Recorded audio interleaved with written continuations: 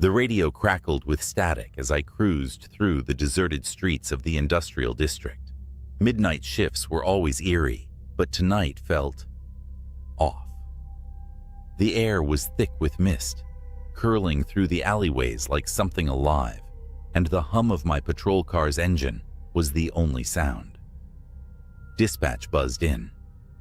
Unit 8, we have a report of possible trespassing at the old Claymore warehouse. No backup available. You're the closest. Proceed with caution. I groaned inwardly. Claymore had been shut down for years, the kind of place that drew ghost hunters, urban explorers, and occasionally drifters. The thought of a dark, abandoned building on a foggy night wasn't thrilling, but duty called. I turned the car down the cracked, overgrown driveway and killed the engine. The building loomed ahead, a black monolith against the foggy sky. The windows were shattered, their jagged edges like teeth. The main door creaked open slightly, swaying in the wind, or so I thought. My flashlight flickered as I stepped out of the car. I tapped it against my palm, muttering, "Not now, damn it." Inside, the air was damp and reeked of mildew. My boots crunched on broken glass as I swept the flashlight across the cavernous space. Empty crates were stacked like forgotten monoliths, casting long shadows. And then I heard it. A faint sound, almost imperceptible. A wet, dragging noise, like someone pulling a sack of stones. I stopped, my heart pounding. "Police," I called out. My voice echoed, sharp and hollow. "If anyone's here, show yourself." The dragging stopped. For a long moment there was silence. Then, from somewhere deeper in the warehouse, a single light flickered on. Not a steady beam, but the weak, sputtering kind you'd find in horror movies. It illuminated a narrow corridor leading further into the building. "Hell no," I muttered under my breath.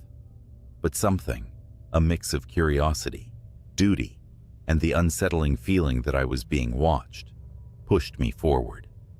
The corridor was lined with doors, each slightly ajar, each emanating a faint metallic smell. As I moved, the dragging sound resumed, louder now, coming from the end of the hall. My pulse quickened. "All right?" I called out, trying to sound more confident than I felt. "Last warning." I reached the end of the corridor, where a door stood fully closed, a rarity in this decrepit building. A faded maintenance sign hung askew on it. The dragging noise was unmistakable now, just beyond that door. Taking a deep breath, I placed my hand on the handle and pushed. The room beyond was lit by a single swinging bulb, revealing a horrific tableau. A dozen mannequins, life-sized, eerily realistic, were arranged in a semicircle. Some were missing limbs. Others had their faces disfigured, melted, or scarred, as if someone had taken a blowtorch to them. In the center of the room stood a figure, its back turned to me.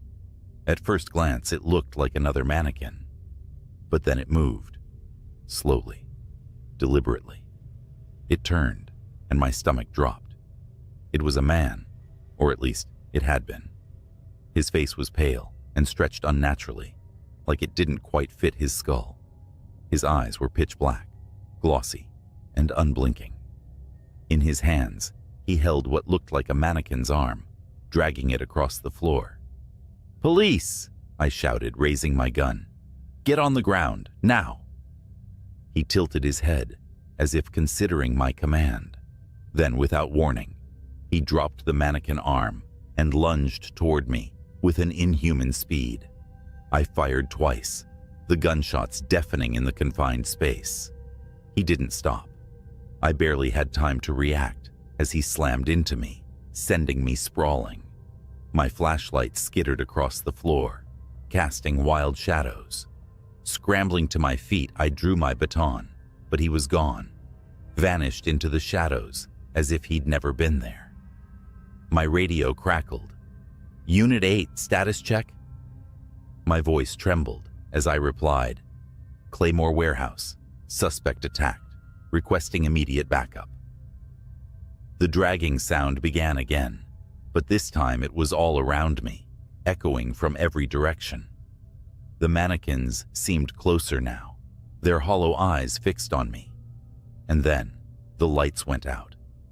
I stood frozen in the suffocating darkness, the sound of my breathing too loud in the silence. The dragging noise intensified, circling me, but my flashlight was gone, swallowed by the void. My hand fumbled for my radio. "Back up, now!" I barked, the tremor in my voice betraying me. The radio hissed and popped, then went dead. A faint light began to flicker again, not from my flashlight, but from somewhere deeper in the room. It was dim and sickly, illuminating patches of the space like the glow of a dying bulb. The mannequins stood eerily still, but something was different. Their heads, every one of them, were now turned to face me. Their glassy eyes seemed alive, tracking my every move. The dragging stopped. Silence, thick and oppressive, fell over the room. Then from the darkness came a voice, low, guttural, and wrong. "You shouldn't have come." I spun, gripping my baton tightly, but saw nothing. "Show yourself," I yelled, my voice cracking. The voice chuckled, the sound bouncing off the walls. "You think you can leave?" A sudden sharp noise made me whip around. One of the mannequins had moved, or had it? Its arm was outstretched, pointing toward the far wall, where the faint light glowed.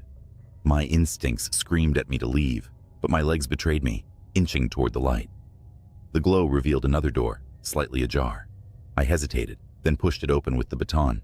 The air inside was colder, biting against my face. The room was smaller, its walls covered in symbols I didn't recognize, spirals, eyes, and shapes that seemed to shift when I looked at them too long. In the center of the room was a large mirror, its surface clouded and rippling like water. My reflection was there, but wrong. My face distorted, my eyes sunken and blackened, like the figure I'd encountered. My reflection smiled, even as I stood paralyzed in horror. Behind me, in the mirror's reflection, the mannequins began to move. Slowly, jerking unnaturally, they advanced toward me, their mouths stretched into ghastly grins, teeth glinting where there shouldn't have been any. I spun around.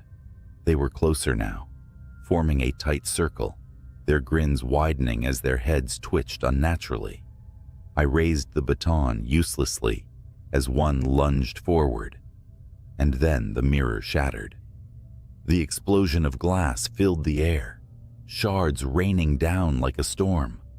A deafening roar followed, a rush of wind that sent the mannequins toppling.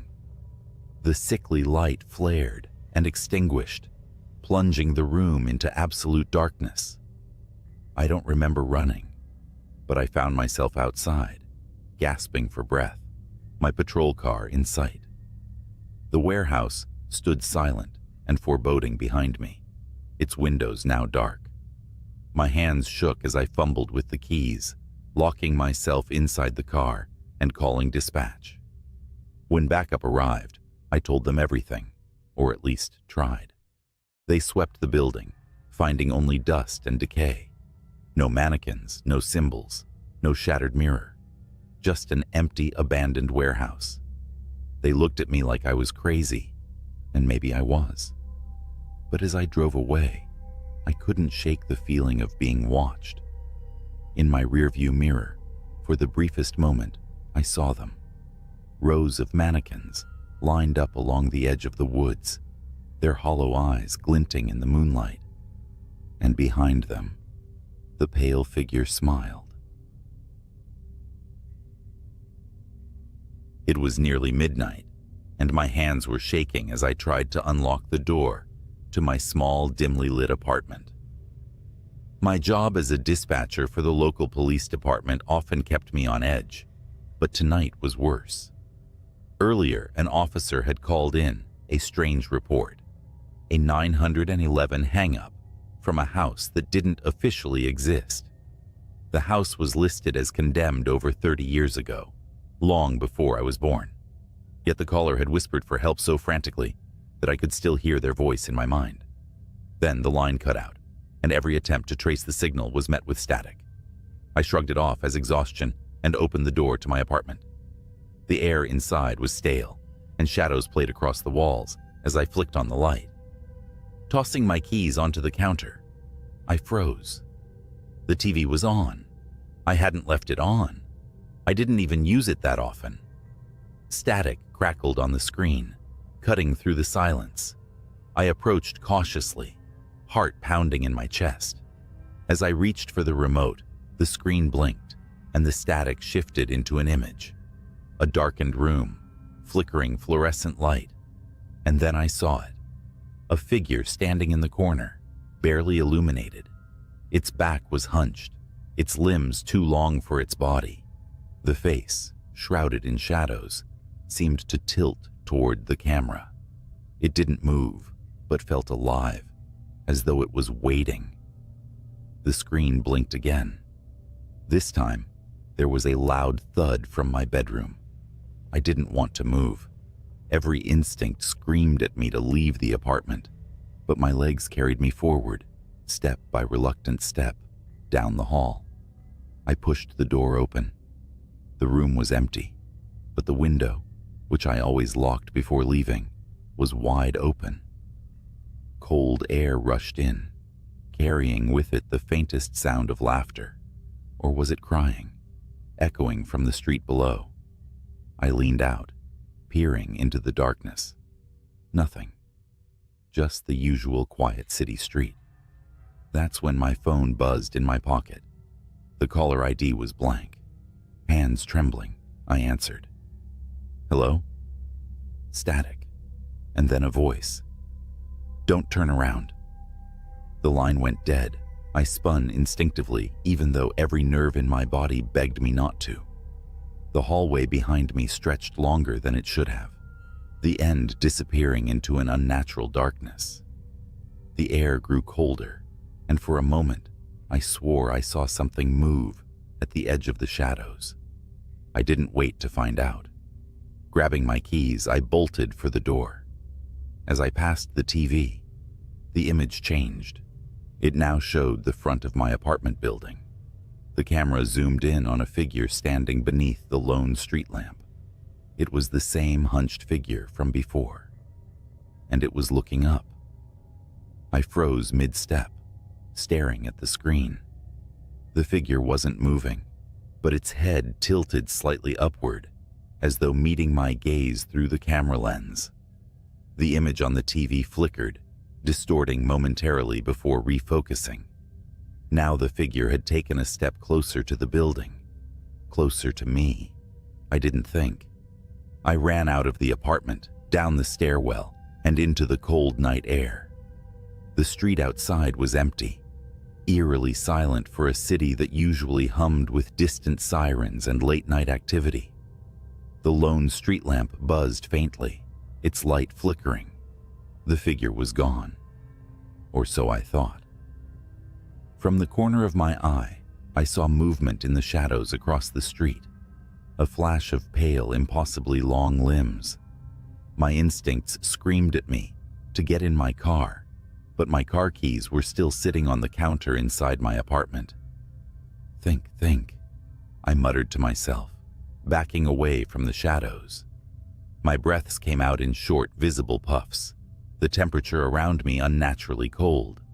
Then the static returned, not from the TV, but from my phone. I pulled it out, and the screen was glowing dimly. No caller ID, just a single message. Look up. I hesitated. My neck felt stiff, as though something heavy was pressing down on me.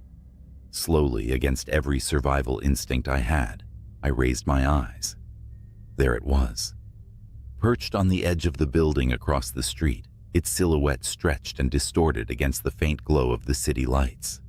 Its eyes, large empty voids, seemed to pull every ounce of heat and life from the air. It didn't move, yet the very sight of it made my knees weak. I stumbled back, my heel catching on the curb. The creature's head twitched, then its limbs elongated unnaturally, gripping the edges of the building. In a sickening, fluid motion, it began crawling down the wall, towards me. "Nope, nope, nope," I whispered, spinning on my heel and bolting down the street. My legs burned as I pushed myself to run faster, my breath hitching with each frantic step. I didn't dare look back. The sound of scraping concrete filled my ears, echoing off the buildings around me. I spotted the neon glow of a late-night diner ahead. Light, people, safety. I crashed through the door, gasping for air, startling the few patrons seated at the counter. The cook behind the grill raised an eyebrow. "You okay, buddy?" I couldn't speak. Instead, I staggered to the nearest booth, my eyes darting to the glass windows. Outside, the street was still empty. No sign of the creature. I started to convince myself I'd imagined the whole thing. The stress of the night, the weird 911 call, my overactive imagination. That's all it was. I pulled out my phone to call the police, just in case.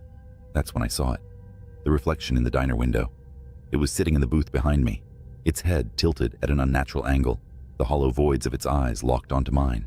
Its elongated fingers rested on the table, tapping slowly, rhythmically, as if counting down.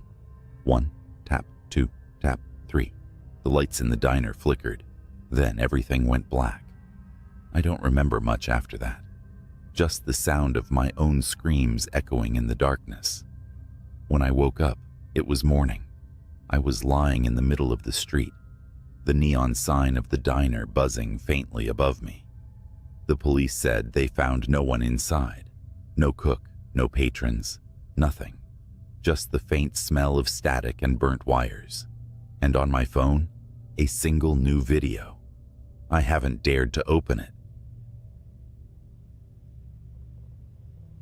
It was 2:37 a.m. when my phone buzzed on the nightstand. The ringtone was barely audible over the sound of rain hammering the windows. Calls at this hour usually meant trouble. Reluctantly, I picked up, expecting a frantic family member or a drunk friend needing a ride. Instead, the voice on the other end was calm, but urgent. "This is Officer Williams with the city's precinct. Am I speaking with your name?" A jolt of anxiety shot through me. I had never been in trouble with the law, but my heart raced like I'd just committed a crime. "Yes, this is me. Is something wrong?" I asked, gripping the phone tighter. "We need you to come down to the station," he said. "It's about your property." My property? That made no sense. I hadn't lost anything, and as far as I knew, my apartment was secure. Before I could probe further, the line clicked dead. I debated for a moment but decided to go. Rain soaked through my hoodie as I sprinted to my car, the streets eerily empty under the sodium yellow glow of the streetlights. When I arrived at the station, I found Officer Williams waiting for me. He was a broad-shouldered man with tired eyes and a uniform that looked like it had seen too many late-night shifts. Without a word, he gestured for me to follow him. The hallways were stark and cold, the fluorescent lights casting everything in a sterile glow. He led me into a small interrogation room where a grainy black and white photo was placed on the table. The photo was of my apartment, specifically my living room window. "What am I looking at?" I asked, confused and slightly irritated. "This was taken by our surveillance unit 3 nights ago," he replied. "We had a tip about a person of interest in your neighborhood. Do you see anything unusual?" I leaned in closer. At first, it seemed like an ordinary shot of my apartment, but then I saw it. A faint reflection in the window, a face staring inside. My stomach churned. "That's impossible," I stammered. "I've lived there for years. I've never seen anyone like that." Williams slid another photo across the table. This one was taken from a different angle. The figure was clearer now, pale, gaunt, and distorted. like someone pressed their face against the glass for hours. "We've been monitoring your building," Williams said. "There's been a string of strange incidents. People in the neighborhood have reported hearing footsteps on their roofs, tapping on their windows." "But that doesn't explain why you called me," I interrupted, panic creeping into my voice. Williams hesitated, his expression grave. "The person in the photo isn't a suspect. They're the victim." I froze. "What?" "They were found dead in the alley behind your apartment last night. Cause of death is unknown, but..." He trailed off, then slid a file toward me. Against my better judgment, I opened it. Inside were autopsy photos. The victim's face was the same one from the photo, but their features were warped, unnaturally elongated, as if something had stretched their skull. Deep claw marks ran down their neck and chest. I felt like I was going to be sick. "There's more," Williams said. "We reviewed the footage.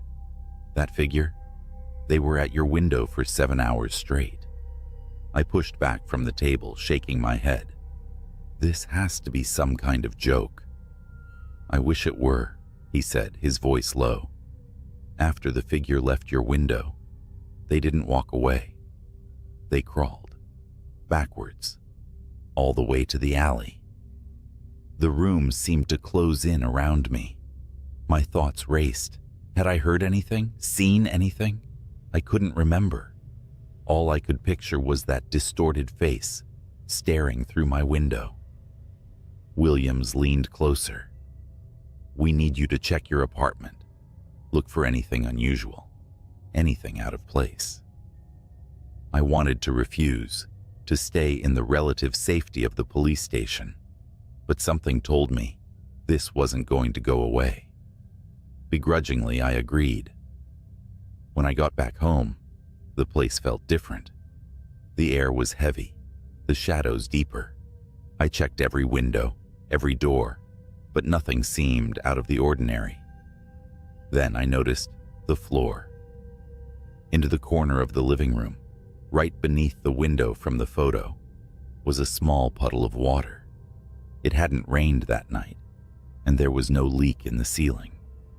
The water glistened faintly, as if something had been standing there, dripping. I took a step closer, and that's when I saw it. Scratches on the windowsill. They weren't deep, but they formed a pattern. 5 thin lines, like claw marks, running parallel to each other. My heart pounded as I backed away. That's when I heard it. A soft tapping, coming from the bedroom. I froze. The tapping was deliberate, slow and rhythmic, like someone rapping their nails against the glass. My bedroom was at the back of the apartment, with no fire escape and no easy access. Whoever or asterisk whatever asterisk was making that sound shouldn't be there.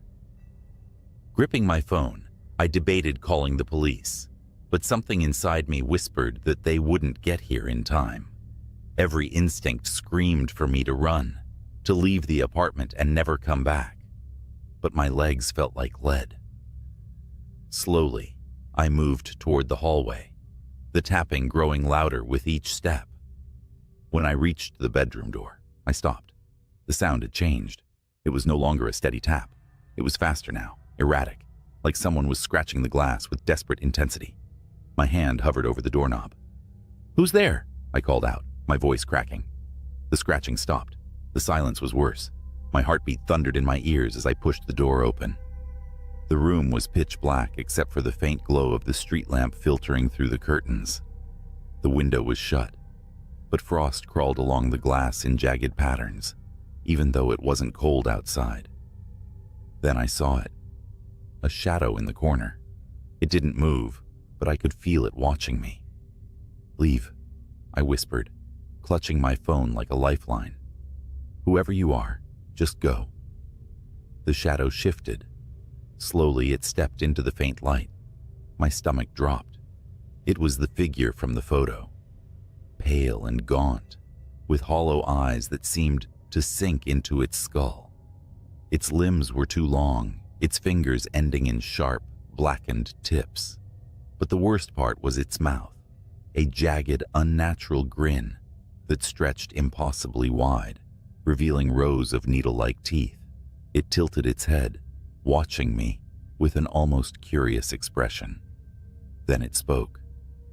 "You left the window unlocked," it rasped, its voice a guttural whisper that sounded like it hadn't been used in years. I wanted to say hello. I stumbled backward, my phone slipping from my hand. The thing lunged forward, its movements jerky and insect-like. I scrambled out of the room, slamming the door shut and locking it. My breaths came in short, panicked gasps as I grabbed a chair and wedged it under the doorknob. The scratching started again, louder this time, more frantic. I bolted for the front door, fumbling with the lock, when the sound stopped. The sudden silence sent a chill down my spine. I turned, half expecting the thing to be standing right behind me, but the hallway was empty. And then I heard it. Soft, deliberate footsteps, coming from the ceiling. I looked up just in time to see the drywall crack and buckle. The creature's face emerged from the shadows, peering down at me through a hole it had clawed open. Its grin widened. "No one escapes," it hissed. Adrenaline kicked in, and I flung the door open, sprinting into the rain-soaked night. I didn't stop until I reached my car, fumbling with the keys and locking myself inside. My hands trembled as I started the engine, the headlights illuminating the empty street. Empty, except for a figure standing in the middle of the road. It was the creature. It didn't run or lunge. It just stood there, staring, its head tilted as if it were memorizing me. I hit the gas, swerving around it and speeding into the night. I didn't stop driving until I reached the police station. Officer Williams was waiting for me, his face pale and grim. Before I could explain, he held up a hand. "I know," he said, his voice barely above a whisper. "You're not the first." He handed me a file. Inside were more photos, more windows, more reflections, more faces twisted in terror. One photo was circled in red, dated just 2 nights ago. It showed a man's apartment window, and staring out from inside the glass was the same pale, grinning figure. The address was mine. "Whatever it is," Williams said, "it marks you, and once it does, it doesn't stop." I wanted to argue, to scream that it wasn't fair, but deep down I already knew he was right. Even as I sat in that bright, bustling police station, I felt it, watching, waiting, and I knew this was only the beginning. It started with a buzzing fluorescent light overhead, one of those that flicker in just the wrong rhythm to dig under your skin. I was midway through another night shift at the 24-hour gas station, just off Route 17. You know the kind, reeking of old coffee, shelves lined with stale chips, and the perpetual hum of the ice cream freezer. That night, a fog rolled in thicker than I'd ever seen, swallowing up the world outside. The highway was nothing but black asphalt disappearing into a wall of gray. I hated working these shifts alone, but we'd just lost our only other night clerk. Guess it was my turn to hold down the fort until corporate hired someone new. It wasn't long before the first weird thing happened.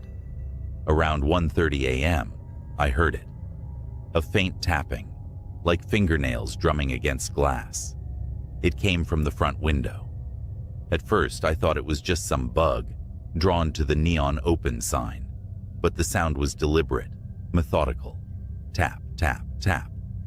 I glanced up from the register, squinting through the fog-drenched pane. For a second, I thought I saw a shadow move. "Hello?" My voice cracked, embarrassing me even in my solitude. No answer. Steeling myself, I stepped out from behind the counter and moved closer to the glass.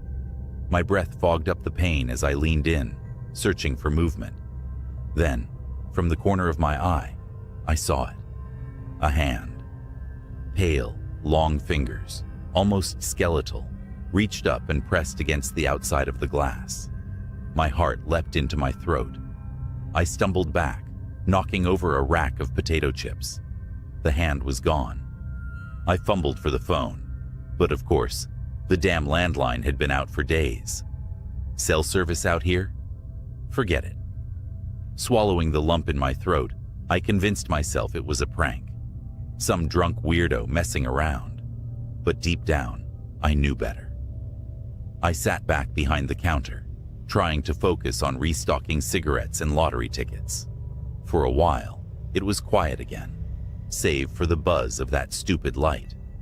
Then the power flickered, plunging the store into a brief, suffocating darkness.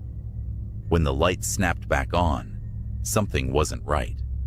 One of the aisles, the one with the cheap candy, had been knocked over. Candy bars scattered across the floor. No way had that been like that before. I grabbed the flashlight we kept under the counter and stepped into the aisle. My palms were slick with sweat. "Is someone here?" I called out. My voice echoed against the empty shelves. No answer. Then, the freezer door slammed shut behind me. I whipped around, flashlight trembling in my hand. The freezer doors gleamed under the flickering light, their surfaces coated with condensation. Slowly, I moved toward them, each step feeling heavier than the last. The air seemed colder than it should have been, like the chill from the freezers had leaked into the entire store. My breath puffed out in short, nervous clouds. And then I saw it. One of the glass doors had fogged over, and written in the condensation, in long, jagged letters, were the words, "Look behind you." I froze. Every hair on my body stood on end. My throat felt tight, like something invisible was wrapping around it. I didn't want to turn. Every cell in my body screamed, "Don't turn around." But I did. The flashlight beam swept over the empty aisles, shaking as I scanned for anything out of place. There was nothing, just shelves of junk food and energy drinks. The fogged-up window near the entrance. The door I swore I had locked earlier, now standing slightly ajar. A tendril of fog, curling in like a lazy, creeping snake. And then, movement. At the edge of the beam, something darted between the shelves. Not walking, crawling. I backed up toward the counter, flashlight shaking. "Who's there?" I shouted, my voice cracking. It appeared then, just for a second, peeking out from the corner of the pet food aisle. A face. But it wasn't a face. No eyes, no mouth, just smooth, pale skin stretched unnaturally tight over bone. The thing leaned out farther, its head cocking to one side like it was studying me. Then it scuttled out of sight, faster than anything human should move. I didn't think, I just ran. I sprinted toward the front door, slamming into the glass, fumbling with the lock. My fingers felt clumsy, the cold making them numb. Behind me, I heard it again, the tapping. But this time, it was everywhere. From the freezer doors, the windows, even the ceiling. Tap, tap, tap. The door finally gave way, and I stumbled out into the fog. The cold air hit me like a slap, but I didn't stop running. The gas pumps were barely visible through the haze, their lights dim and flickering. That's when I heard the voice. "Where are you going?" It came from all directions, deep and rasping, like someone trying to talk through a throat full of gravel. I turned, flashlight beam slicing through the fog, and saw them. Dozens of them. Figures, crawling on all fours, their faceless heads tilted unnaturally. Their pale bodies seemed to shimmer, half solid, like they were caught between this world and another. They were closing in, surrounding me. I did the only thing I could think of. I ran for my car. The keys were in my pocket, but my hands were shaking so badly, it felt like it took an eternity to pull them out. The flashlight slipped from my grip and rolled away, its beam casting eerie shadows as it spun. I finally got the door open and threw myself inside, slamming it shut. The fog pressed against the windows, thick and oppressive, and the creatures were there, circling the car. Their hands scraped against the glass, leaving smears of condensation behind. I turned the key in the ignition, my heart pounding so hard it felt like it might burst. The engine sputtered once, twice, before roaring to life. The creatures froze, their heads snapping toward me in unison. For a moment, everything was silent. Then they screamed. It was a sound unlike anything I'd ever heard, high-pitched, guttural, like 1,000 voices crying out in agony. They lunged at the car, their hands slamming against the windows, their bodies writhing and twisting in impossible ways. I floored it.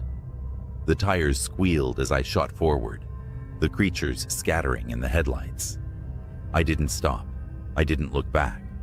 I drove through the fog, the empty highway stretching out before me like a lifeline. Eventually, the fog lifted. The gas station disappeared in my rearview mirror, swallowed by the darkness. I quit the next day. I still don't know what I saw that night. I don't want to know. But sometimes, when I'm alone at night, I swear I hear it. The tapping. And I can't help but wonder if they ever really let me go. The diner where I worked night shifts wasn't anything special. Just a run-of-the-mill greasy spoon sitting off a desolate highway in the middle of nowhere. Most nights were uneventful, serving truckers, wiping counters, and flipping through an ancient magazine to pass the hours. But that night was different. It started when the clock on the wall chimed midnight, a ritual so mundane that I usually didn't notice it.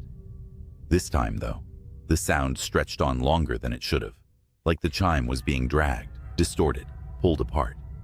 The fluorescent lights above me buzzed and flickered, sending the room into brief bursts of darkness. I glanced toward the door, half hoping to see a customer walk in and break the eerie silence. Instead, the night outside seemed thicker than usual, the parking lot lights barely piercing the foggy darkness. Then the bell above the door jingled. No one had walked in. That's when I noticed the booth at the far end of the diner.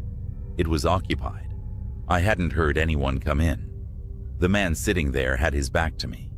He wore a black jacket, the kind with a hood, though it was down.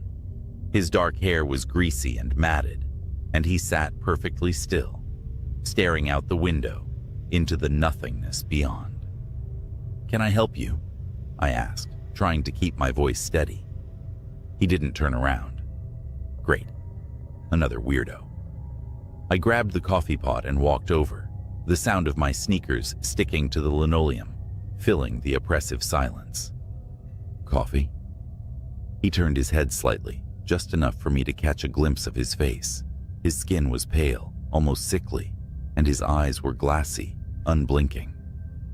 "Do you ever wonder," he said, his voice low and gravelly, "what's watching when you're alone?" I froze, coffee pot trembling in my hand. What?"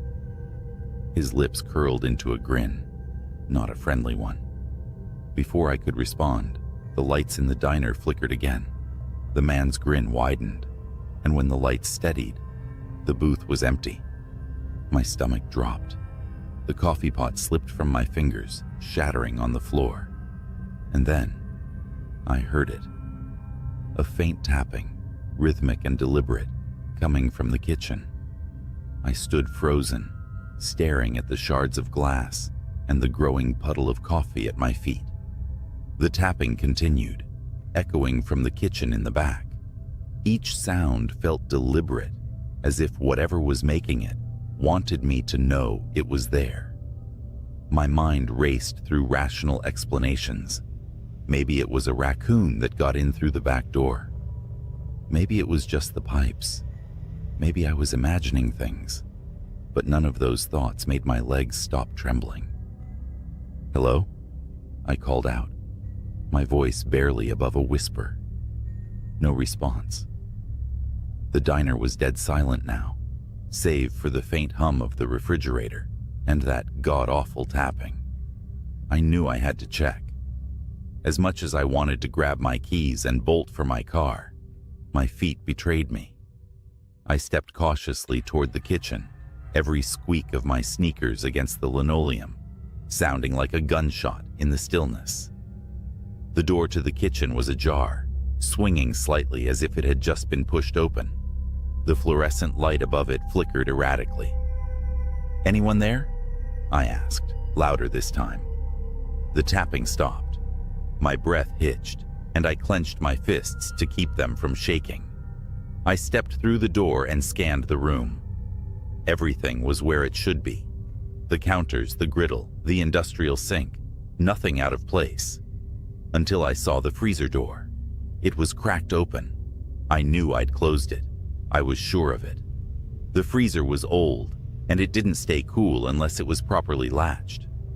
I edged closer, feeling the cold air snake out and brush against my skin. The tapping resumed, louder now, and it was definitely coming from inside the freezer. I reached out, my hand trembling as I grabbed the handle. Slowly, I pulled it open. The smell hit me first, metallic, rancid, and suffocating. Inside, the shelves were empty, save for a single object on the middle rack. It was a jar. The glass was smeared with something dark and viscous, and inside a mass of something pulsed faintly, as though alive. My stomach churned, but before I could back away, I heard a voice. "I told you," it whispered, low and guttural. I spun around, and there he was, the man from the booth, now standing in the doorway of the kitchen. His head tilted unnaturally to the side, and his grin was stretched wider than before, exposing teeth that were jagged and wrong. "You ever wonder what's watching?" he hissed, his voice distorted, like static on an old TV. I stumbled back, my foot slipping on the slick freezer floor. The jar fell from the shelf, shattering on the ground. The thing inside spilled out, a writhing, fleshy mass that began to grow. It unfurled long, spindly limbs that slapped against the walls, its surface glistening with a black, tar-like substance. I scrambled to my feet, heart pounding, as the creature turned toward me, its eyeless face twisted and shifted, its mouth opening impossibly wide to reveal rows of jagged teeth. "Run," the man said, his voice almost gleeful. I didn't need to be told twice. I bolted out of the kitchen, through the diner, and into the foggy night. My car was the only thing I could think of, my sanctuary from whatever nightmare was unfolding behind me. As I reached the parking lot, I glanced back at the diner. The windows were dark, but I could see movement inside, shadows slithering across the walls, something too large to fit in that tiny kitchen. I jumped into my car, fumbled with the keys, and finally got the engine roaring. Tires screeching, I tore out of the lot, leaving the diner and its horrors behind. But as I sped down the empty highway, I caught a glimpse in my rearview mirror. The man was standing in the middle of the road, his grin still stretched wide, his hand raised in a slow, mocking wave. I didn't stop driving until the sun came up, and even then, I couldn't shake the feeling that I wasn't alone. I quit the diner the next day, but some nights, when the world is too quiet, I swear I can still hear the tapping.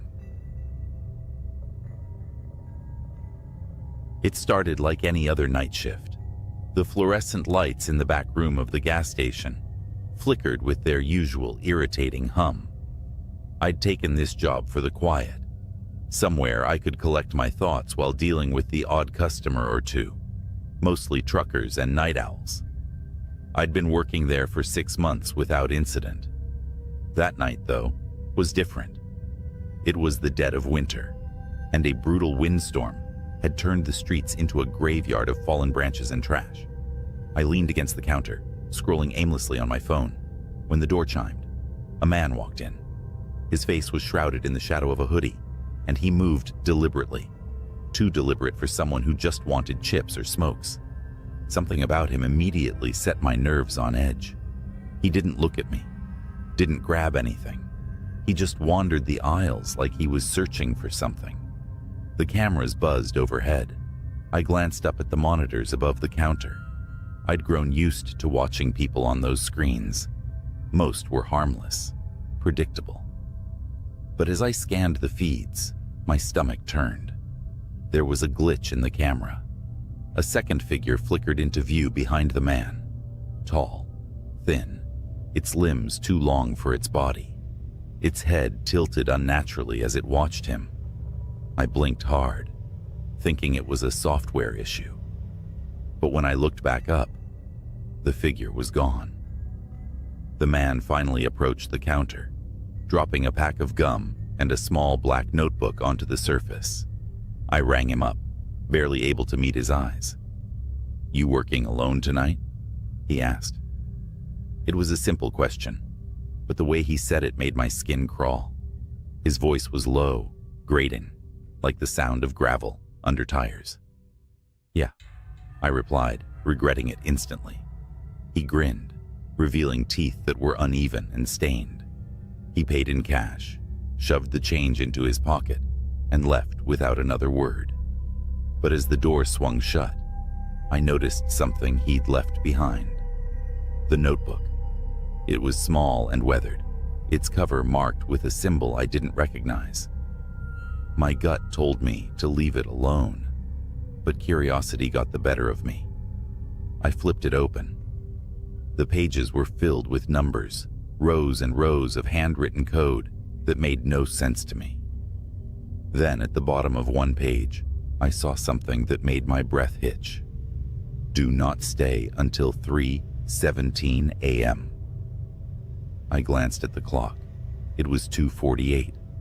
For the next 29 minutes, I tried to shake it off as some kind of prank. But as the hour approached, strange things began to happen. The lights flickered, longer than usual. The cameras in the corner started to glitch again, showing static interspersed with brief, distorted images of the store. And then there were the noises, soft, guttural whispers that seemed to come from nowhere and everywhere at once. At 3:16, the power went out completely. The store plunged into darkness, save for the faint blinking glow of the exit sign. And then the door chimed again.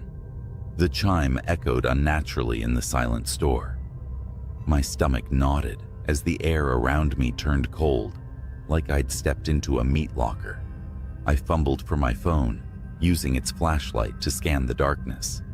The aisles stretched out like corridors to nowhere, and the shadows seemed to writhe at the edges of the beam. "Hello?" My voice sounded small, trembling. No answer. The chime came again. The door hadn't opened. It was still shut, but the sound repeated over and over, like someone was walking in and out, or something was toying with me. Then a sound from the back room, a dragging noise, heavy and wet, like a sack of meat being pulled across the floor. My body froze, my breathing shallow. The noise stopped, replaced by a faint clicking sound, like fingernails tapping glass. I slowly aimed my flashlight toward the office door. It creaked open, just a crack, revealing only darkness within. "Who's there?" I whispered, barely audible even to myself. A voice answered, low and distorted. "You should have left." I nearly dropped my phone. The voice came from everywhere, above me, behind me, inside me. I took a step back, my heel catching the edge of the counter. That's when I saw it on the cameras. The monitors, somehow still active despite the power outage, showed the store from every angle, and in every feed, it was there. The thing I'd seen earlier, flickering like a broken signal. It stood impossibly tall, its head brushing the ceiling. Its body was grotesquely elongated, with limbs that bent in ways no humans should. Its face was nothing but a void, darker than the surrounding shadows. It moved slowly down the aisle, its steps silent but deliberate, coming straight toward me. I spun around, shining my light. Nothing was there. Yet on the cameras, it was only feet away. My fight or flight instincts kicked in, and I bolted for the back door. The dragging sound started again, louder now, as if it were right behind me. I reached the door and shoved it open, stumbling into the freezing night air. The parking lot was empty, the wind howling through the trees. I didn't stop running until I reached my car. Fumbling with the keys, I started the engine and peeled out of the lot. The rear-view mirror taunted me. I couldn't bring myself to look at it, terrified of what I might see. When I finally got home, I locked every door and window and sat in my living room, shaking. My phone buzzed, breaking the silence. It was a text from an unknown number. "You forgot the notebook." My blood ran cold. I didn't respond, didn't sleep, didn't even move for the rest of the night. When morning came, I called my manager and quit. I never went back to that gas station. Weeks later, I saw a news report. A night shift worker at the same gas station had gone missing. The police found the store in disarray, the back room smeared with streaks of something unidentifiable. They never found the worker, or any evidence of who or what had been there. I've kept the story to myself all these years, but every now and then, when I'm alone at night, I hear it again. That chime. And I know it hasn't forgotten me. The evening air was thick with the smell of wet hay and the faint metallic tang of old tools. The wind carried a strange, almost melodic whistling sound that seemed to rise and fall, as if it was alive and moving just beyond the edge of the cornfield. That's where I was, alone on my grandfather's farm for the weekend. He'd left a list of chores, but I was mostly there to keep an eye on the livestock. Easy enough. It started with the chickens. Around midnight, I heard them squawking, not their usual restless chatter, but a frenzied, chaotic scream that shot me bolt upright in bed. Grabbing the flashlight by the door, I shoved my feet into my boots and headed out. The barnyard was quiet, except for the frantic rustling inside the coop. When I opened the door, my stomach twisted. Something had ripped through the chicken wire, leaving a gaping hole. Feathers floated in the air like soft snow, and the floor was littered with streaks of blood. There were no tracks outside, just the hole and the silence. Too much silence. Even the frogs in the pond weren't croaking. I convinced myself it was a fox or maybe a coyote, but deep down, I knew it wasn't. By 2 a.m., the rain started, a steady, cold drizzle. I was lying in bed, staring at the wooden beams above me, when the faint sound of movement reached my ears. It wasn't coming from the house, but from somewhere outside. It was a low, dragging sound, punctuated by wet thuds, as if something heavy was being pulled through the mud. I hesitated for too long before grabbing the shotgun from the rack. As I stepped outside, the rain soaked me instantly, plastering my shirt to my skin. The sound was louder now. It was coming from the silo. The old wooden structure loomed ahead, its weathered planks dark against the stormy sky. I told myself it was the wind, or maybe the rain, knocking loose a tarp. But as I approached, the dragging sound stopped. I swung the flashlight beam towards the base of the silo. That's when I saw it. A figure was hunched over the pile of spilled corn, its arms long and bony, the skin stretched tight over sharp joints. Its back was to me, but its movements were jerky and wrong, like a puppet with tangled strings. I froze, the beam of light shaking as my hands trembled. Whatever it was, it turned its head slowly, unnaturally far, until its face was visible in profile.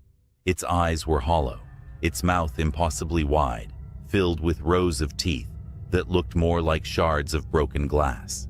It grinned, a thin, split-lipped smile, that made my knees buckle. And then it stood. It was tall. Too tall. It had to duck as it turned fully towards me. In its clawed hand, it held a chicken, what was left of one. It dropped the carcass, and the wet thud echoed in the silence. The thing started towards me, its movements fluid now, almost hypnotic. I ran. The mud sucked at my boots as I sprinted back to the house. I didn't dare look back, not even when I heard the wet slapping of its footsteps gaining on me.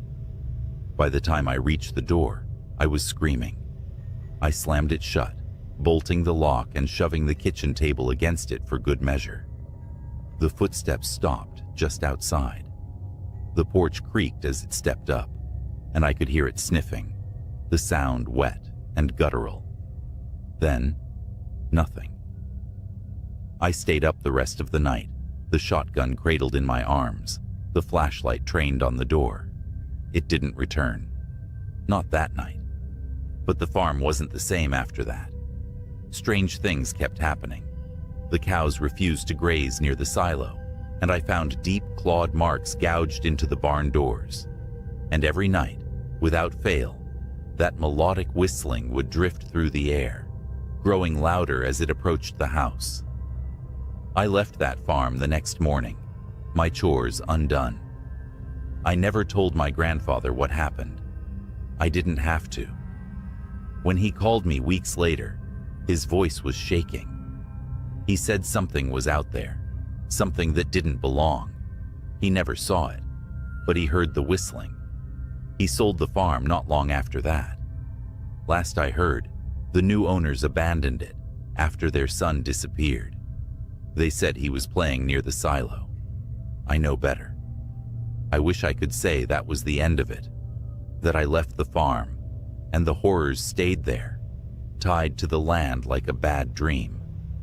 But things like that don't let go so easily. They follow you. They linger.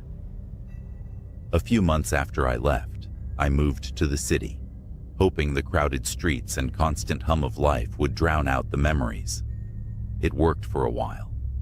I even started sleeping better, the image of that grinning, hollow-eyed thing fading with time. Then, one night, I heard it again.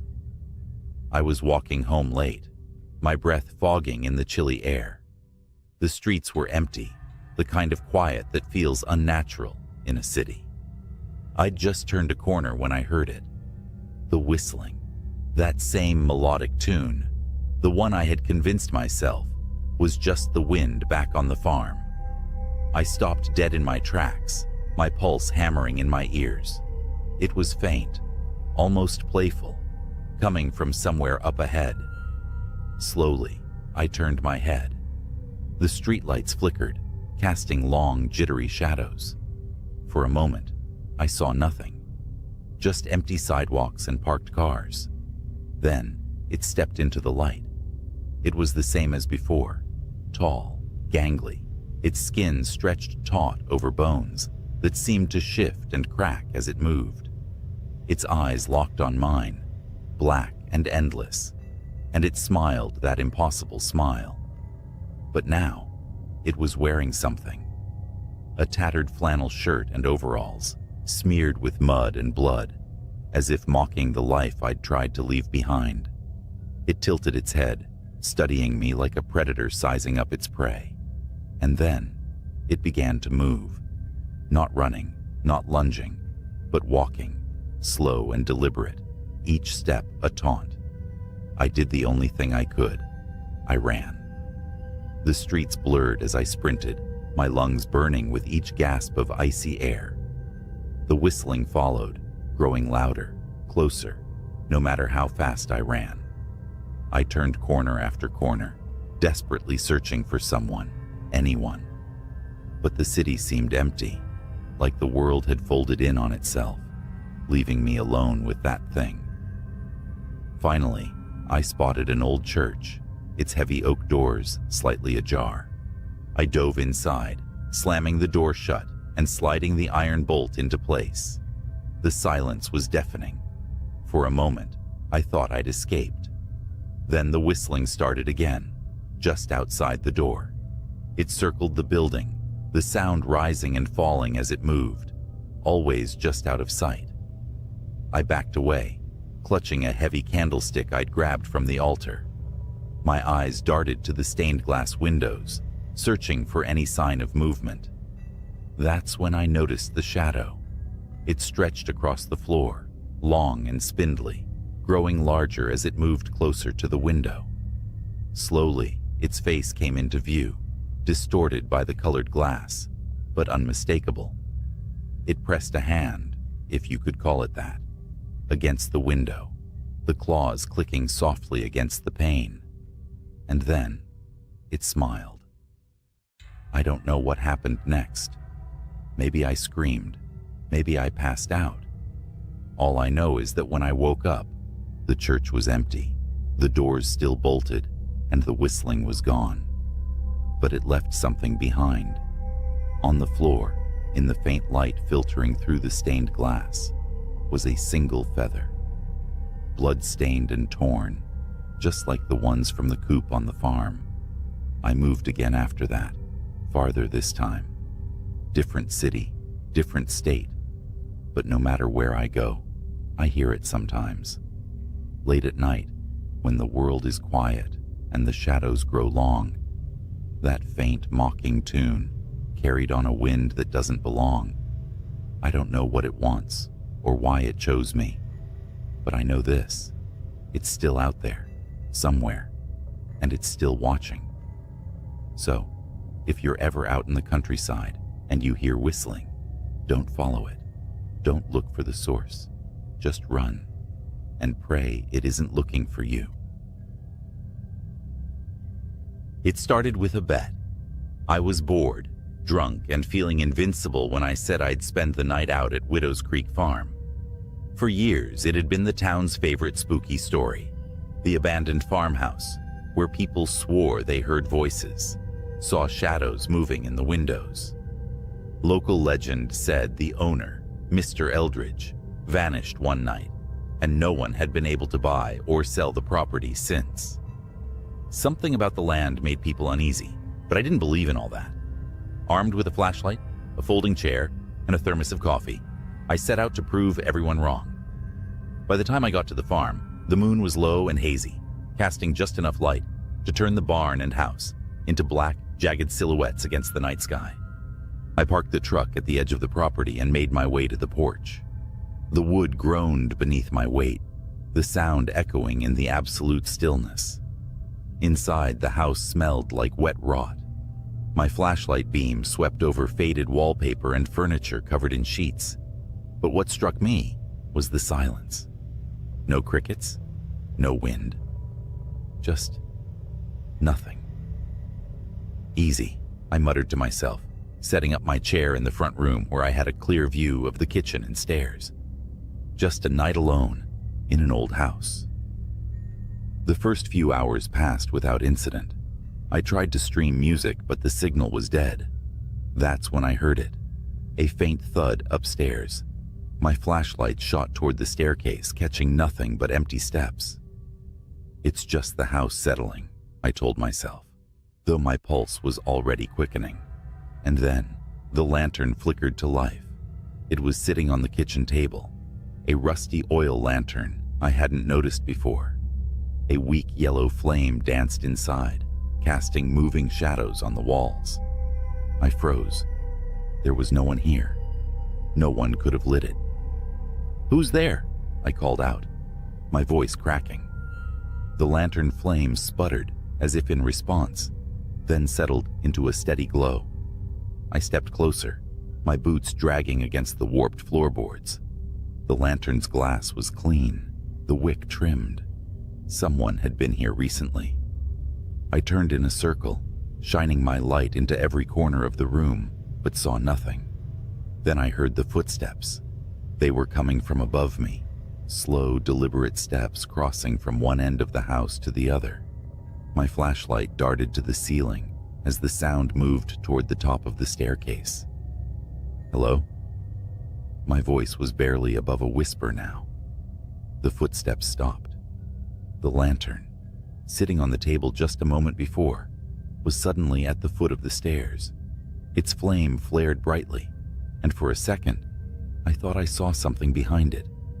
A shadowy figure, long and thin, its head cocked to one side as if studying me.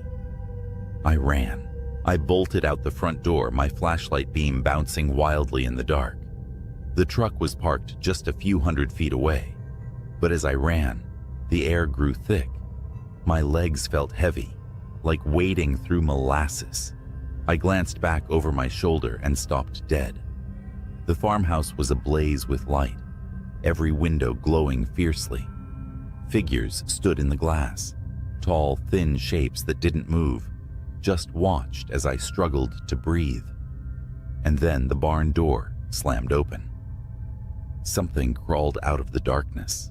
It was on all fours, moving unnaturally fast, its limbs too long, its head tilted at an impossible angle.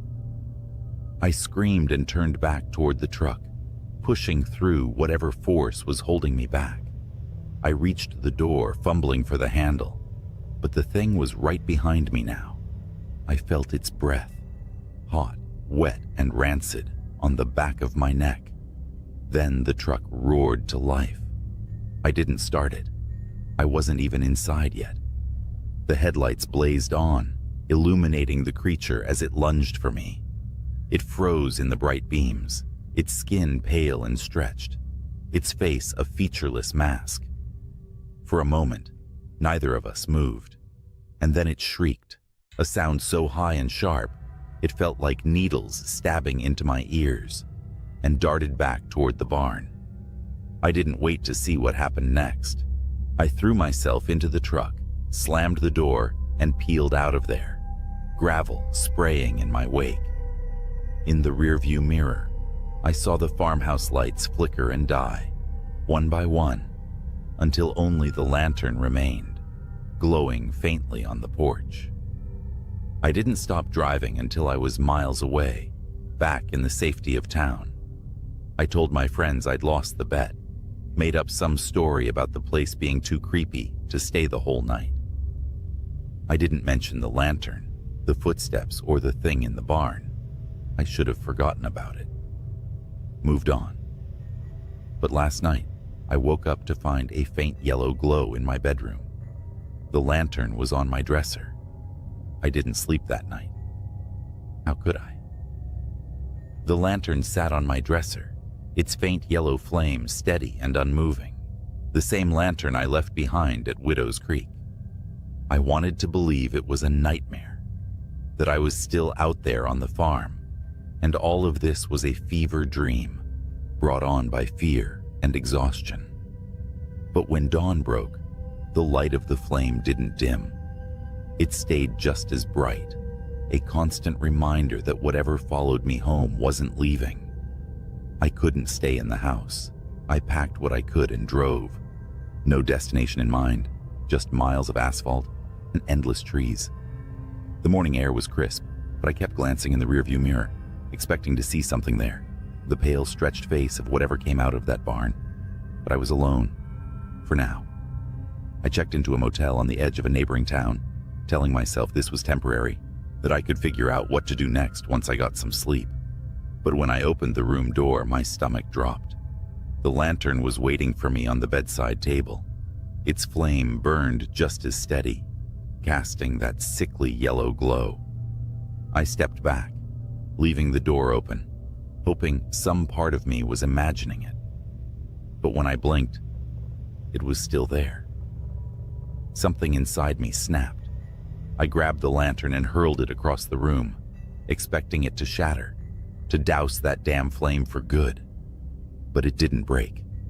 It landed on the carpet with a dull thud, the flame undisturbed. And then I heard it. The footsteps. They came from above me, faint and deliberate, just like they had in the farmhouse. My heart hammered as the sound moved across the ceiling, stopping directly above where I stood. A shadow fell over the bed.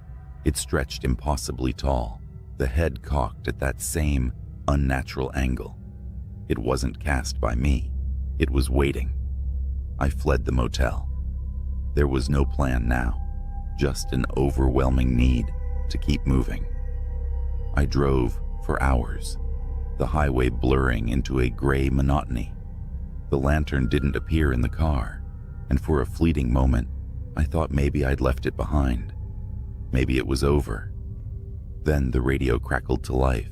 At first it was static, but slowly I started to hear a voice, a low, garbled whisper, almost like it was trying to speak, but couldn't quite form words. I turned the radio off, but the whispering didn't stop. It was coming from the air vents now, from the faint hum of the engine. Widow? Waiting? My grip tightened on the wheel, knuckles white as bone. The voice was clearer now, repeating those same words over and over. Widow, waiting, widow, waiting. It was nearly sunset when the truck broke down. The engine sputtered and died, leaving me stranded on a stretch of empty road. I sat there for a long time, gripping the steering wheel like it was the only thing tethering me to reality. When I finally got out, the landscape around me was unfamiliar. Flat fields stretched out on either side of the road, broken only by the silhouette of a barn in the distance. My blood ran cold. It was Widow's Creek. The truck wouldn't start. My phone had no signal. I was trapped, and I knew I wasn't alone. The lantern was on the hood of the truck now, its light flickering weakly in the dusk. The footsteps started again.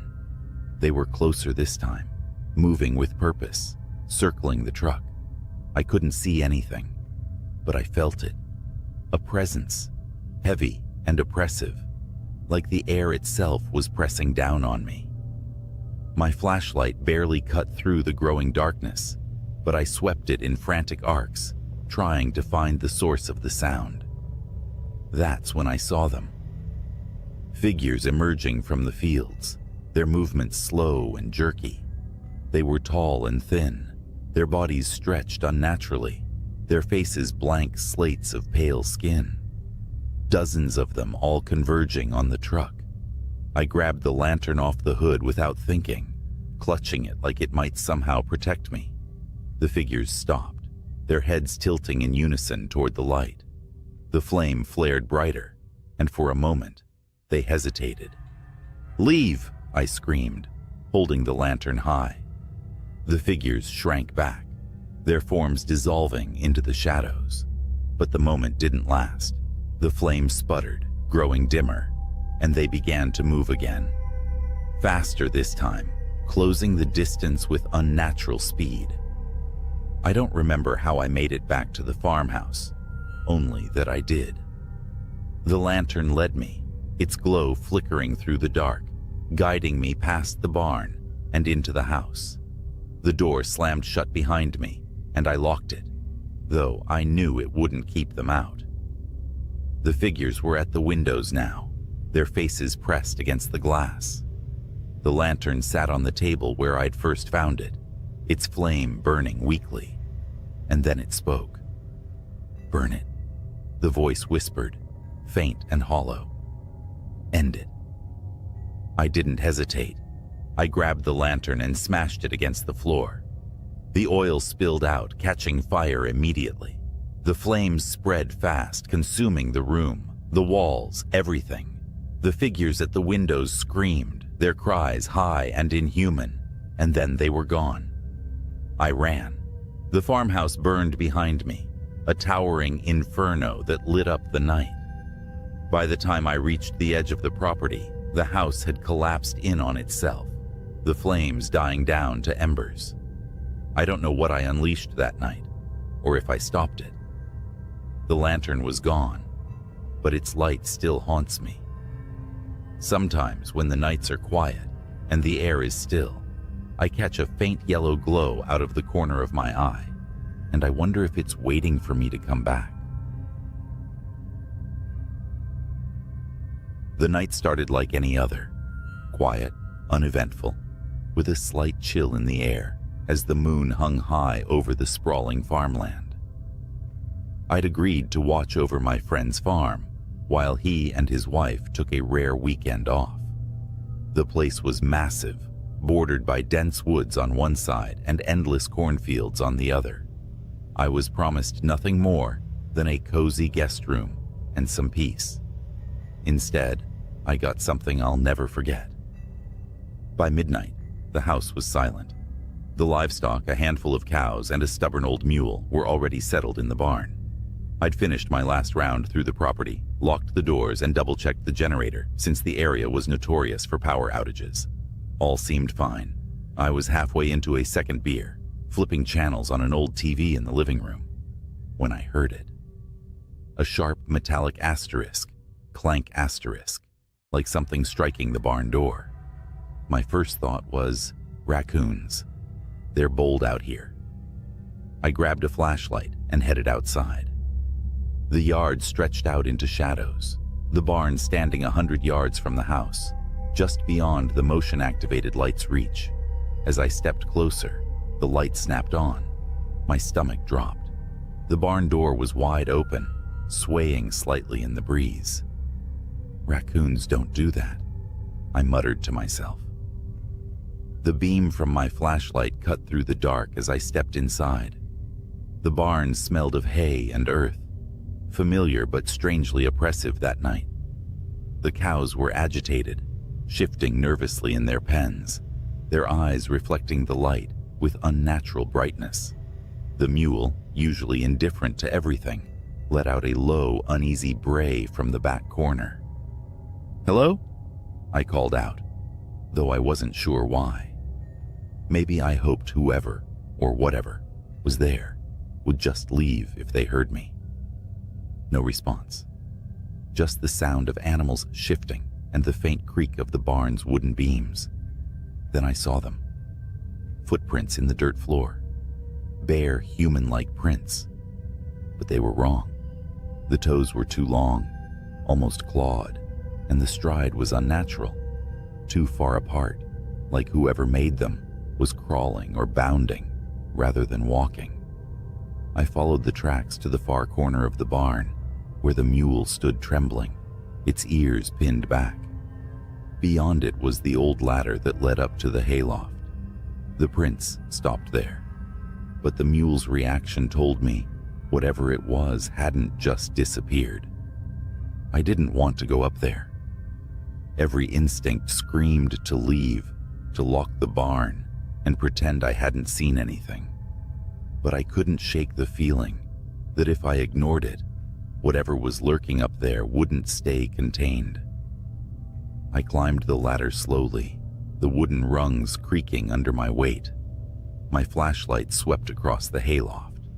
It was empty at first glance, just piles of straw and old tools gathering dust. Then I noticed something odd. In the far corner, where the moonlight filtered through the slats, the hay was matted down, like something had been lying there, and next to it, scratch marks, long, deep grooves in the wood, as if made by claws. That's when I heard it, a faint clicking sound coming from above me. I froze, my breath catching in my throat. The barn had no second story, just the roof beams overhead. Slowly, I tilted the flashlight upward. Something was there, crouched among the beams, its pale limbs impossibly thin and long, its head cocked at an unnatural angle, as if studying me. Its eyes reflected the light like an animal's, but they were too big, too human. It moved suddenly, skittering along the beams like a spider, the clicking sound growing louder as its claws scraped against the wood. I don't remember climbing down. 1 second, I was staring at it, and the next, I was sprinting toward the house, my flashlight bouncing wildly in my hand. I slammed the door behind me and locked it, my heart pounding so hard, it hurt. The house felt wrong now, like it wasn't safe anymore. I grabbed my phone to call for help, but there was no signal. Not unusual for the area, but it felt deliberate. Then, the lights flickered and went out, plunging the house into darkness. I could hear it now. The faint asterisk, click, click, click asterisk of claws on the porch outside. It wasn't trying to hide anymore. It wanted me to know it was there. I moved as quietly as I could, grabbing the only weapon I could find, a rusty hatchet from the fireplace tools. The sound moved to the side of the house, then the back, as if it was circling, testing the walls. Then came the worst sound yet, the creak of a window sliding open upstairs. It was in the house. My mind raced. There was nowhere to run, nowhere to hide that it wouldn't find me. The only option was to face it. Hatchet in hand, I crept up the stairs, every step feeling like it could be my last. The hallway stretched out in front of me, the guest room door slightly ajar. The faint moonlight spilling in showed the curtains fluttering. The window was wide open. The clicking had stopped. I pushed the door open slowly. The room was empty, but the bedspread was disturbed. Claw marks raked across the headboard. My pulse was deafening in my ears as I backed out of the room. That's when I felt it. Hot breath against my neck. I spun around, swinging the hatchet wildly. It caught something, the blade sinking in with a wet asterisk thunk asterisk. A screech filled the air, high-pitched and inhuman. The creature recoiled, its long limbs thrashing as it tried to pull away. I saw it clearly for the first time, its skin pale and stretched taut over its bones, its face a grotesque mimicry of human features, twisted into something predatory. I didn't stop swinging until it stopped moving. When the sun rose, I buried what was left of it in the woods. I don't know what it was, and I don't want to know. My friend's farm looks peaceful in the daylight, but I'll never stay there again. Some things aren't meant to be explained, and some places aren't meant to be guarded alone. A week after that night, I got a call from my friend. He thanked me for watching the farm and casually asked if I noticed anything strange while I was there. I hesitated, unsure of what to say. How could I explain what happened without sounding insane? Instead of answering directly, I asked why he'd asked. His tone shifted, less casual, more guarded. Well, he began, we've been having issues for a while. Strange sounds in the barn, missing animals. Thought maybe it was coyotes or feral dogs, but the footprints we've found don't match anything we know. The neighbors have seen things near the woods. Things? I asked, my voice tight. Yeah, like figures. Too tall, too thin, running on all fours. One of the neighbors swears it looked right at him. They won't come near the property now. He laughed nervously.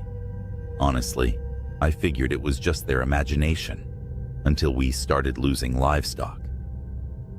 I gripped the phone tighter, my pulse quickening. Why didn't you tell me this before I stayed there? There was a long pause. I didn't want to scare you off. Besides, we figured it was just animals. Nothing that'd bother a person, you know? I didn't respond. My thoughts were spiraling back to that night, to the thing in the barn, its impossible limbs, the way it moved, how it felt too smart, too aware. Hey, he added, we're putting the place up for sale. The wife and I decided it's not worth the stress. Whoever buys it can deal with whatever's out there. That was the last time I heard from him. The farm sold within a month, and I heard the new owners moved in without issue. For a while, I thought that was the end of it. I tried to convince myself that whatever I'd faced that night was gone, that maybe I'd killed it. But deep down, I knew better. About 3 months later, I was back in the city, starting to feel normal again. Then one evening, as I was locking up my apartment for the night, I heard it. A faint asterisk, click, click, click asterisk, from somewhere in the hallway. My blood ran cold. I stood frozen, staring at the peephole in my door, expecting to see something staring back. But when I finally worked up the courage to look, the hallway was empty. The sound stopped. But now, every night when it's quiet, I listen for it. Sometimes I think I hear it, just at the edge of perception. A soft, rhythmic asterisk, click, click, click asterisk, like claws on wood, like it's waiting for me. And I know one thing for sure, whatever it is, it doesn't stay on the farm. You'd think that driving an 18-wheeler through endless highways at night would make you immune to fear. I mean, I've seen it all. Road rage, accidents, even a guy walking naked on Route 66 like he was auditioning for a horror flick. But what happened last month? That wasn't the usual trucker nightmare. That was something else. Something wrong. I'm hauling cargo across Nebraska, about 2 a.m. The road is a strip of black slicing through miles of flat nothingness. It's quiet except for the steady hum of the rig's engine, the kind of quiet that lets your thoughts wander to dark places. Then, my CB radio crackled to life. "Breaker 19, you out there?" The voice was low, shaky. I hesitated. Usually it's other truckers chatting about routes, weather, or just swapping jokes to kill the boredom. But something in his voice had me grabbing the mic. "Yeah, this is Long Haul. What's up?" Static hissed for a moment before his reply came through. I think I'm being followed." "Followed?" I asked, gripping the wheel tighter. My eyes scanned the rearview mirrors out of reflex, even though I knew the highway behind me was empty. "You sure about that? Ain't nobody out here but us." The radio crackled again, and his voice came through more frantic this time. "It's not a car. I don't know what it is. It's been tailing me since mile marker 240. Every time I look back, it's closer." "Closer? What are you seeing, man?" I asked, feeling a bead of sweat roll down my temple. Nebraska highways don't exactly have streetlights, and whatever he was dealing with was probably some stray animal or a trick of the dark. He didn't answer right away. Instead, there was a long pause, filled only with static, before he finally whispered, "Eyes." "Eyes?" I repeated, my stomach tightening.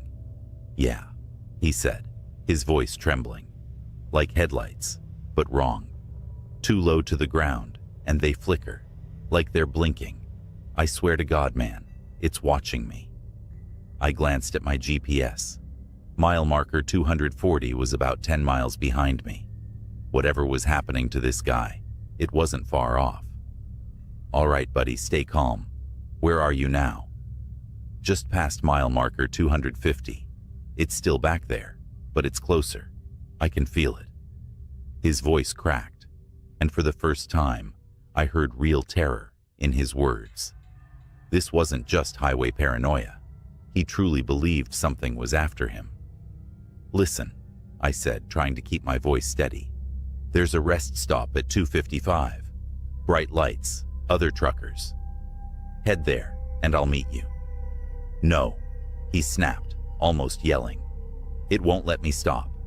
Every time I slow down, it gets closer. I can hear it, like claws scraping the pavement." My blood ran cold.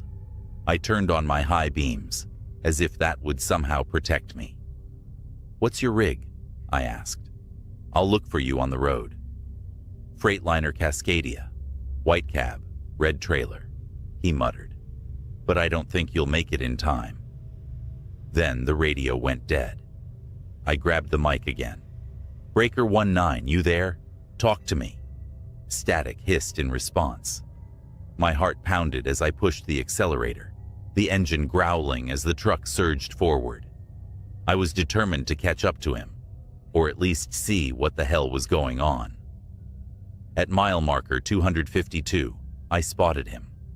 A white Freightliner with a red trailer barreled down the highway ahead of me, swerving erratically. His brake lights flickered, as though he was trying to stop, but couldn't. Then I saw them. Eyes. two faint yellowish glows, low to the ground, darting in and out of the darkness behind his trailer. They weren't headlights. They were alive. "Jesus Christ," I whispered, my palms slick against the steering wheel. The glowing orbs moved like they were studying him, stalking him. Then, they shifted focus. To me. I felt my chest tighten as the eyes blinked, slowly, deliberately, and locked onto my truck. Suddenly, the Freightliner veered off the road, its horn blaring in a panicked howl.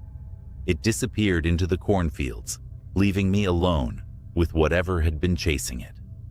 The glowing eyes began to speed up, closing the distance between us. I floored it. My rig groaned under the strain, the speedometer climbing past limits I knew weren't safe for a truck this size. But the eyes kept up, growing brighter, hungrier. The road ahead blurred as adrenaline coursed through me. Then I heard it, a scraping like metal on asphalt. It wasn't coming from my rig. It was coming from underneath it.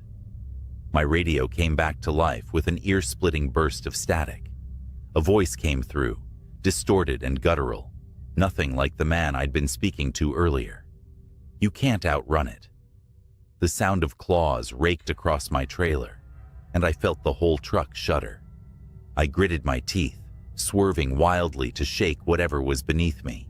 The weight shifted, and I nearly lost control, the trailer fishtailing dangerously close to the edge of the road. Up ahead, the rest stop appeared like a beacon of hope, its floodlights cutting through the darkness. I didn't slow down. I couldn't. The eyes vanished just as I burst into the parking lot, skidding to a halt amid a few other rigs.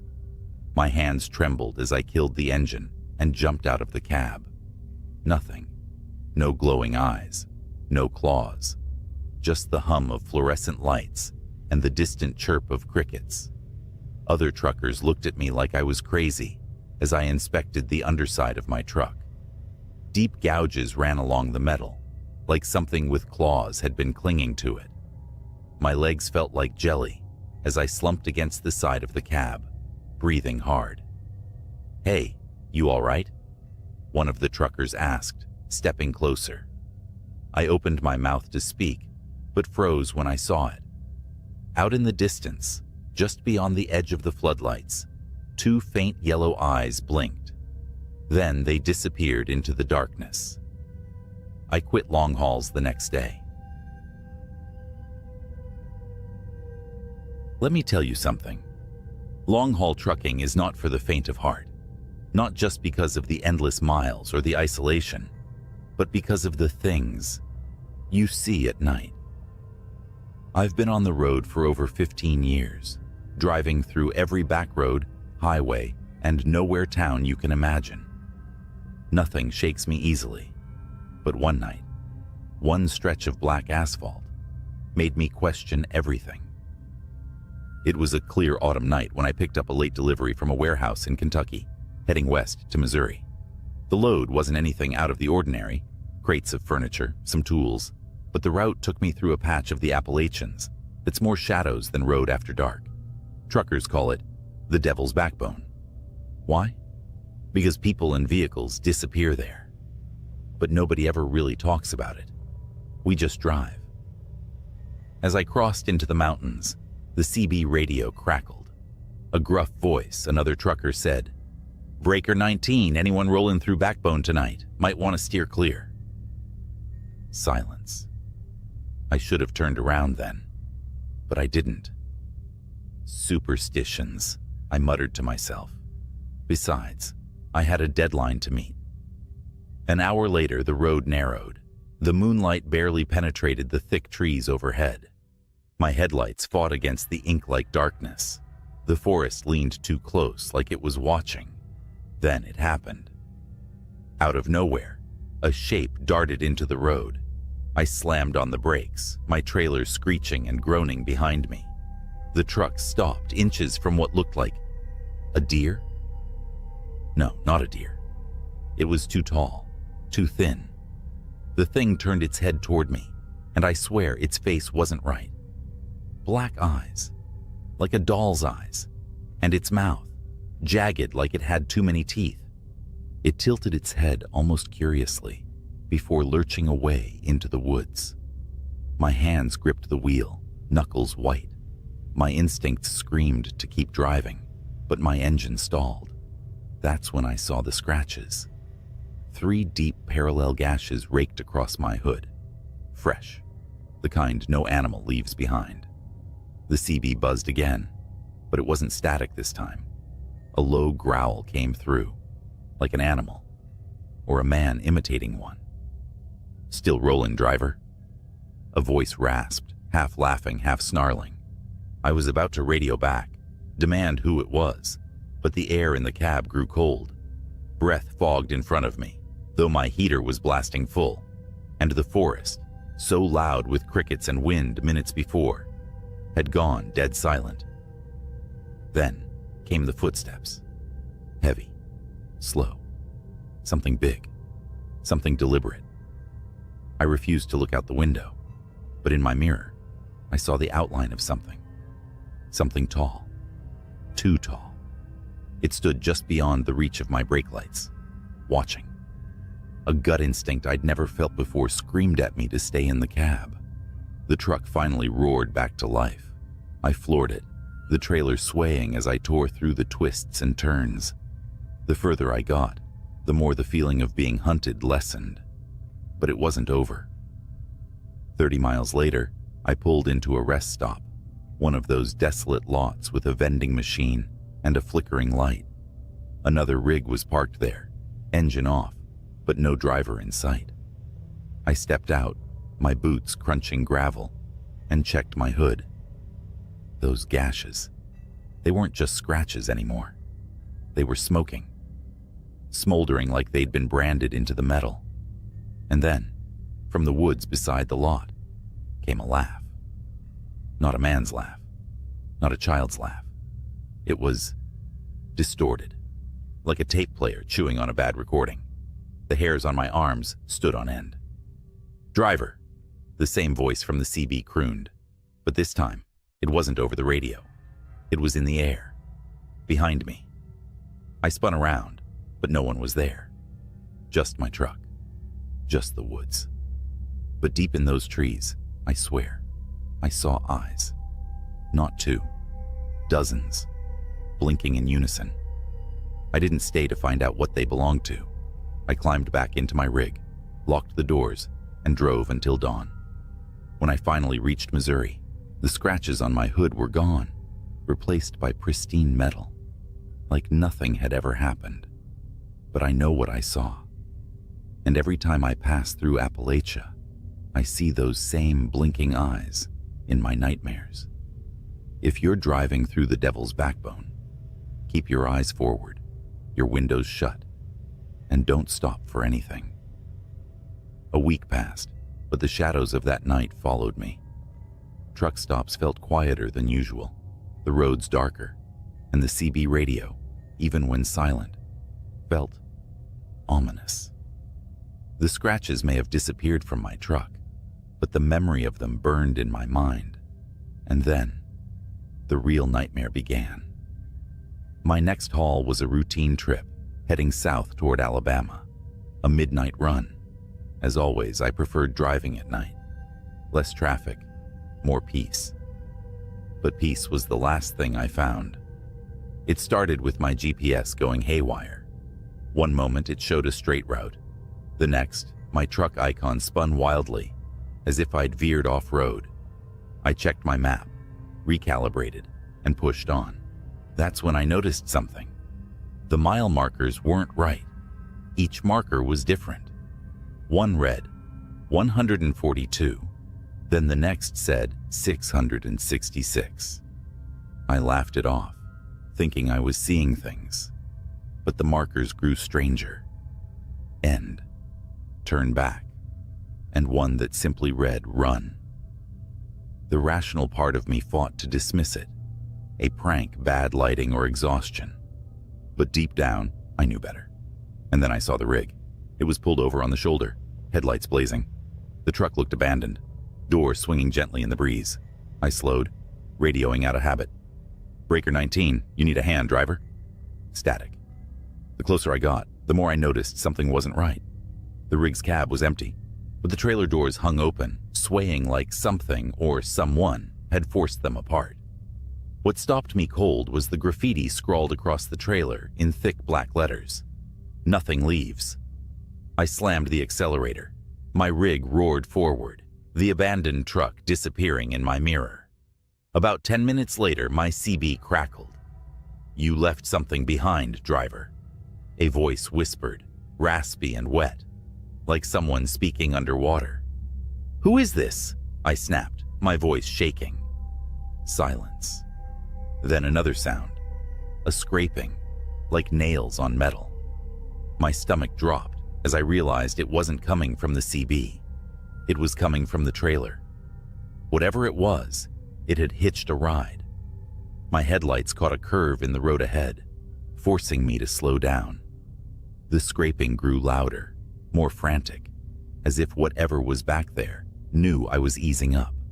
I gripped the wheel, heart pounding, until I couldn't take it anymore. I pulled over, leaving the engine running, and grabbed my flashlight. As I stepped out, the night wrapped around me like a suffocating blanket. The air was heavy, too quiet. I circled to the rear of the trailer, every crunch of gravel under my boots echoing too loud. My flashlight beam trembled as I pointed it at the doors. Deep gouges raked across the metal, forming patterns. No, symbols. My hands were sweating, but I reached for the handle. The moment I unlatched it, the doors flew open, and someone lunged at me. I stumbled back, falling hard on the asphalt. It was a man, or what used to be one. His skin was gray and stretched taut, his eyes sunken, but blazing with a sickly yellow light. His mouth twisted into an inhuman grin as he crawled toward me on all fours, faster than any human should. I scrambled back, yelling, "Stay the hell away!" But he didn't stop. His movements were jerky, like a puppet on strings, and his grin widened impossibly as he reached out. That's when I heard it. The sound of tires screeching, a horn blaring, and then the crunch of impact. Another truck coming around the bend had plowed into the figure, throwing it into the ditch. I staggered to my feet, breathing hard, as the driver of the other rig jumped out. "You okay?" he asked, looking me over. I pointed to the ditch, but when we checked, the thing was gone. Only a smear of dark, oily blood remained. We didn't talk much after that. The other driver offered to follow me to the nearest truck stop, and I didn't argue. The rest of the drive was uneventful, but the entire time, I felt those eyes on me, watching, waiting. When I reached the stop, I parked, climbed into the sleeper, and locked every door. I didn't sleep. I couldn't. Somewhere out there, in the vast darkness, that thing was still lurking. I never drove through the Devil's Backbone again, and I'll never forget the lesson I learned that night. Some roads aren't meant to be traveled. I glanced at the dashboard clock. 2:43 a.m. The highway was dead, a straight ribbon of asphalt